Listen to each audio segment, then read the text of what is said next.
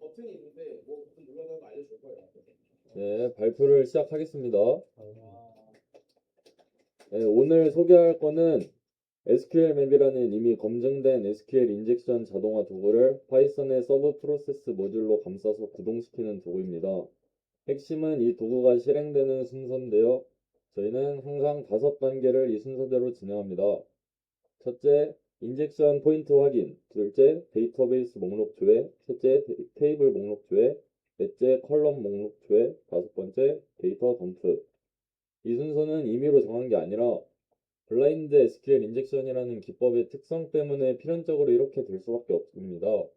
블라인드 인젝션은 화면에 쿼리 결과가 직접 보이지 않고 참, 거짓의 응답의 차이만으로 정보를 하나씩 재구성해야 합니다. 그런데 애초에 어떤 데이터베이스가 있는지조차 모르고 있는 상태에서 무작정 데이터를 뽑으려고 하면 셀렉트할 대상을 자체를 특정을 할 수가 없어요. 그래서 이제 지도 없이 보물을 찾을 수 없는 것처럼 DB에서 테이블에서 컬럼 순서로 좌표를 점점 좁혀가야만 마지막에 정확한 데이터를 덤프할 수 있습니다. 네. 그리고 인젝션 포인트 확인을 가장 먼저 딱 한 번 하는 이유가 하나 더 있는데요. 이후에 모든 요청이 이 인젝션 포인트 정보를 재사용하기 때문인데 SQL 맵은 한 번 확인한 취약점 정보를 세션 파일에 저장해두고 다음 요청부터는 그걸 다시 꺼냈습니다. 실제로 로그를 보면 매번 resume back and dbms mysql이라는 문구가 나오는데 이게 SQL 맵이 이전에 파악한 정보를 재사용하고 있다는 증거예요. 그러면 이 HTML 사용하면서 보여드리겠습니다. 글씨가 작으니까 조금만 크게 이거요? 화면 자체를 이렇게 네. 이 화면은 저희가 짠 SQL 맵 러너 클래스의 실행 흐름을 그대로 옮긴 회로드인데요. 왼쪽에 메인이 있고 오른쪽에 각 메서드들이 있어요. 신호가 주황색으로 이동하면 호출, 초록색으로 이동하면 반환, 보라색은 클래스 안에 저장된 상태값을 읽고 쓰는 걸 의미합니다. 네, 오른쪽에 URL 입력 버튼을 클릭해 주세요. 클릭하셨나요? 네, 이제 왼쪽 메인 박스에 주황색 불이 들어오고 신호가 get URL 메서드로 이동하는 게 보이시죠? 실제 코드에서 메인이 runner get URL을 호출하는 순간입니다. 그리고 이 재생 컨트롤이 있는 다음을 누르실게요. 네, 그러면 이제 get URL 로드에 불이 들어왔고 아래 코드창에 실제 get URL 메서드 코드가 나와요. 인풋으로 사용자에게 URL을 입력받는 부분입니다. 네, 그러고 이제 다음을 누르시면 이 실행 로그에 실제로 저희가 입력했던 값이 나옵니다. dbw의 블라인드 SQL 인젝션 페이지 주소죠. 네, 그러고 다음을 누를게요. 이제 신호가 초록색으로 바뀌어서 get URL에서 다시 메인 쪽으로 돌아옵니다. 이게 함수의 반환이에요.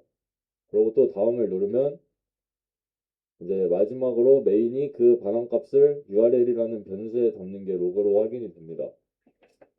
네. 이렇게 5번의 동작으로 get URL 호출 하나가 끝났습니다. 네, 그러고 다음으로 쿠키 선택 버튼을 눌러볼게요. 누르셨나요? 네, 같은 패턴이 반복되죠. 이제 메인이 이번엔 get cookie choice를 호출하고요. 다음을 누르시면 이제 코드 창을 보시면 쿠키를 쓸지 안 쓸지 메뉴를 먼저 보여주고 입력을 기다리는 부분이 있습니다. 네, 다들 보이시죠? 안 보이시나요? 네. 그러고 이제 다음을 누르면 이제 로그에 저희가 실제로 선택했던 1번 그리고 dbwa 로그인 세션 쿠키 값이 그대로 나옵니다. 이게 없으면 로그인 안 된 상태로 취급돼서 인젝션 자체가 막혀요. 그리고 이제 다음을 누르시면 이제 반환 신호가 초록색으로 메인 쪽으로 다시 돌아옵니다. 그리고 이제 다음을 누르면 메인이 쿠키 변수의 값을 저장하면서 준비 단계가 끝났습니다. 네. 이제부터가 진짜 5단계 메뉴입니다. 인젝션 포인트 확인. 이 버튼을 눌러주시고요. 이 단계는 조금 자세히 보여드릴게요. 여기서 나오는 구조가 2번부터 5번까지 계속 똑같이 반복돼요. 인젝션 포인트 확인 버튼을 누르시고 메인이 get step choice를 호출합니다. 사용자에게 1번부터 5번까지 메뉴를 보여주는 메서드예요. 네, 그러고 다음 버튼을 누르시면 이제 메뉴가 출력되고 저희가 1번을 선택한 게 로그에 나옵니다. 그리고 이제 다음 버튼을 또 누르시면 신호가 초록색으로 돌아오기 시작하고요. 다시 또 다음 버튼을 누르면 이 메인이 1이라는 문자열을 반환값으로 받았다는 게 로그에 찍힙니다. 네. 그리고 다음을 누르시면 이제 메인이 빌드 스텝 이 뭐지? 아르규먼스라는 메소드를 호출합니다. 방금 받은 1이라는 값을 그대로 넘겨서 이 숫자에 맞는 SQL 맵 옵션 리스트를 만들어 달라고 요청을 하는 거예요. 그리고 이제 다음을 누르시면 이제 1번은 데이터베이스나 테이블 이름을 추가로 물어볼 필요가 없는 단계라서 별도 입력 없이 바로 옵션을 조립합니다. 그리고 이제 다음을 누르시면 반환 신호가 돌아옵니다. 또 다음을 누르면 이제 로그를 보시면 이 테크닉은 B, 레벨은 1, 리스크 1 이렇게 3개의 옵션이 리스트로 반환된 게 보입니다. B는 이제 불리언 베이스드 블라인드 기법만 쓰겠다는 뜻이에요. 그리고 이제 다음을 누르시면 이제 메인이 이 run SQL 맵을 호출합니다. 방금 만든 URL, 옵션 리스트, 쿠키를 전부 인자로 넘기면서 이제 호출합니다. 그리고 이제 다음을 누르면 코드 창에 run SQL 맵의 실제 코드가 나오고 로그에는 최종적으로 조립된 SQL 맵 명령어 전체가 나옵니다. 저희가 터미널에서 직접 쳤던 그 명령어랑 똑같은 겁니다. 그리고 이제 다음을 누르시면 여기서부터가 중요한데 이 서브 프로세스 런이 실행되면서 파이썬 프로세스 밖으로 나가서 SQL 맵이라는 완전히 별개의 프로그램이 새로 실행돼요. 오른쪽에 이제 여기 점선으로 그려진 노드가 그 경계를 표시한 거고요. 다음을 누르면 이제 SQL 맵의 실제 실행 결과가 로그에 나타납니다. 이렇게 백엔드 DBMS가 MySQL이라는 것, 그리고 ID 파라미터가 불리한 베이스드 블라인드 기법에 걸린다는 실제 페이로드 값까지 확인이 됩니다. 그리고 이제 다음 버튼을 누르면 이제 SQL 맵 프로세스에서 결과가 다시 run SQL 맵 쪽으로 돌아오는데 그래서 다음을 누르면 이제 서브 프로세스 런의 반환값인 completed process 객체를 run SQL 맵이 받았습니다. 그리고 이제 다시 다음을 누르면 이제 신호가 메인 쪽으로 돌아오고 또 다음을 누르면 이제 여기가 이 구조에서 가장 중요한 지점인데 run SQL 맵은 결과를 그냥 리턴만 하는 게 아니라 self.last result라는 인스턴트 변수에서도 저장을 합니다. 이 보라색 선으로 표시된 게 저장 동작이고 메서드끼리 직접 값을 주고받는 게 아니라 이렇게 공유 상태를 매개로 데이터가 이어진다는 게 클래스의 핵심입니다. 그리고 이제 다음을 누르면 이제 코드 창을 보시면 이 메인이 프린트 아웃풋을 호출하고 또 다음을 누르면 이제 코드창을 보면 프린트 아웃풋은 매개 변수를 하나도 받지 않아요. 그러고 다음을 누르면 그 대신에 방금 저장해줬던 self.last result를 직접 읽어옵니다. 이게 아까 설명드린 그 보라색 연결선이 다시 등장하는 이유예요. 그냥 함수 인자로 전달받는 게 아니라 상태에서 꺼내오는 겁니다. 그리고 이제 다음을 누르면 화면 요약이 나오는데 이 파라미터 아이디가 불리언 베이스드 블라인드에 취약하다는 걸 SQL 맵이 자체 페이로드로 확인했다는 내용이에요. 거기서 다음을 누르면 프린트 아웃풋이 끝나고 반응 신호가 돌아옵니다.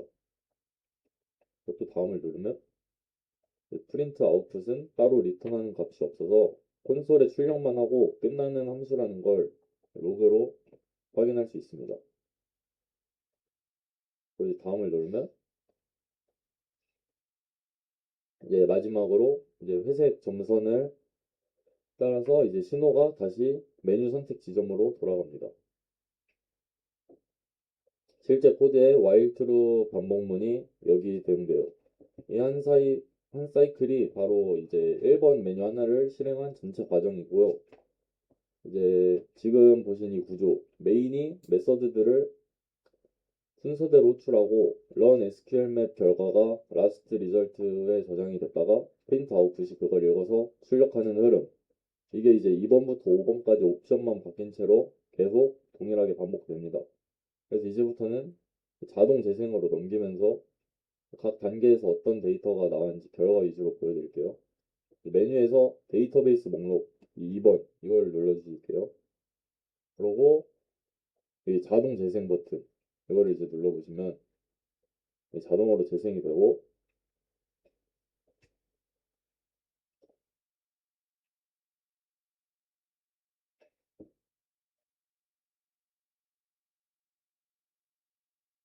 결과를 보시면 이제 빌드 스텝 아규먼트가 이번엔 이제 DBS 하나짜리 옵션 리스트를 만들었고 SQL 맵이 이 옵션으로 실행되면서 데이터베이스 목록을 실제로 뽑아내요. DBW와 인포메이션 스키마 이렇게 두 개가 나오고 참 거짓 질문을 반복해서 이름을 한 글자씩 재구성한 결과입니다. 이제 DBW라는 이름을 알았으니 다음 단계에서 이 DBW 안에 있는 테이블을 찾을 수 있고요. 메뉴에서 이제 테이블 목록 버튼을 누르시고 자동 재생을 또 이제 실행을 시킵니다. 이제 여기서는 이 빌드 스텝 알규먼트 단계에서 이제 흥미로운 부분이 하나 추가가 되는데 이 자동 재생 로그를 보시면 이제 빌드 스텝 알규먼트가 실행되는 도중에 이 조회할 데이터베이스 이름을 입력받는 부분이 그냥 지나갑니다. 방금 이제 2번 단계에서 알아낸 이 DBW라는 이름을 여기 그대로 넣어준 거예요. 결과적으로 옵션이 이제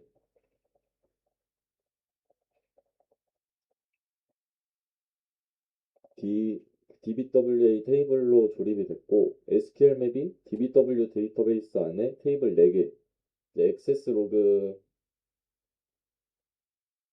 여기 여기 있는 4개를 찾아냈습니다. 이 점 유저스 테이블이 다음 단계의 목표가 되고요. 유저스 그리고 메뉴 다시 위에 올라서 메뉴에서 4번 컬럼 목록을 누르시고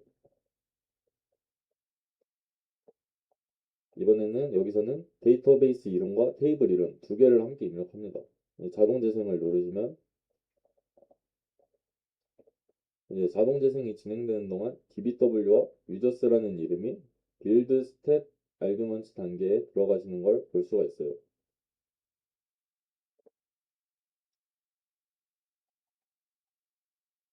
네, 결과를 보면은 이제 유저 테이블에 컬럼 10개와 타입이 전부 나오는데요. 이제 유저 아이디, 유저 패스워드, 그리고 유저 롤과 같은 컬럼들이 보이는데 패스워드 컬럼이 이제 다음 단계인 덤프의 핵심 대상이 됩니다. 이제 메뉴에서 5번 데이터 덤프를 누르고 이제 얘는 이제 지금까지 확인한 DB 이름과 테이블 이름, 컬럼 정보를 전부 조합해서 실제 데이터를 뽑아내는 단계입니다. 얘도 이제 자동 재생을 누르시고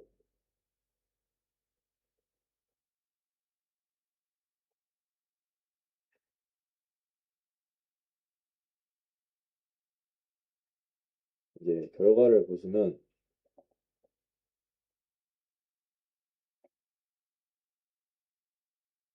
이제 마이너스 D DBW 마이너스 T 유저스 이제 하이픈 덤프 옵션으로 이제 이 옵션으로 SQL 맵이 실행이 되고 유저스 테이블의 실제 행 데이터 5개가 전부 추출이 됩니다. 네. 이제 패스워드 컬럼 값이 32자리 문자열로 되어 있는 게 보이실 텐데 이거는 MD5 해시 값이에요. SQL 맵은 이러한 해시를 발견하면 사전 대입 방식으로 원래 비밀번호를 수정해 볼지도 추가로 물어봅니다. 결국 인젝션 포인트 하나 확인하는 것에서 시작해서 DB에서 테이블에서 컬럼에서 데이터 순서로 좁혀 들어가면서 최종적으로 테이블 전체를 덤프하는 것까지 5단계가 순서대로 필요한 정보를 다음 단계에 넘겨주는 구조였다는 걸 확인하실 수 있습니다. 네, 그래서 이걸 이제 함으로써 이제 도구는 두 가지를 보여드리는 게 목적인데 하나는 블라인드 SQL 인젝션이 왜 반드시 인젝션 포인트 확인 그리고 DB, 테이블, 컬럼, 덤프 순서로 진행할 수밖에 없는가 하는 논리적인 이유고요. 네, 다른 하나는 저희가 이 로직을 직접 구현하지 않고 이미 검증된 SQL 맵이라는 도구를 서브 프로세스로 감싸서 활용했다는 점입니다. 이제 메인이 지휘자 역할을 하면서 예, 각 메서드를 순서대로 호출하고 self.last result라는 공유 형태를 매개로 결과가 이어지는 구조로 설계를 했습니다. 네, 이상입니다.